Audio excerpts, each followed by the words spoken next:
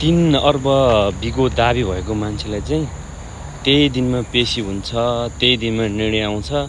जम्मा 25 लाखमा 25 लाख धरौटी दिएर छोड्ने आदेश हुन्छ। अनि त्यो अप्रत्यक्ष संलग्न भएको त्यो पनि जम्मा 4.5 करोड बिगो दाबी भएको मान्छेलाई चाहिँ 1 करोडभन्दा बढी धरौटी दिएर धरौटी राखेर पनि हिरासतमा बस्नुपर्छ। अनि फेरि तपाईँहरू आफै भन्नुहुन्छ आफै सम्मानित अदालत है। के को सम्मानित अदालत? सम्मानित केपी, सम्मानित एमाले, सम्मानित काङ्ग्रेस हो त्यो, अदालत होइन।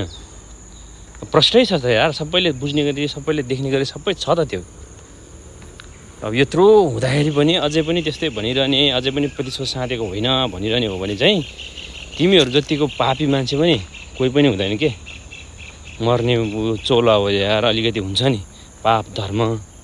मर्नुभन्दा अगाडि एउटा मात्रै भयो नि धर्म गरेर जाउँ, एउटा मात्रै भयो नि सत्य बोलेर जाउँ भन्ने त हुनुपर्छ नि यार। अझै पनि होइन होइन होइन होइन भनिरहेको छ हौ। हेत्तेरिका।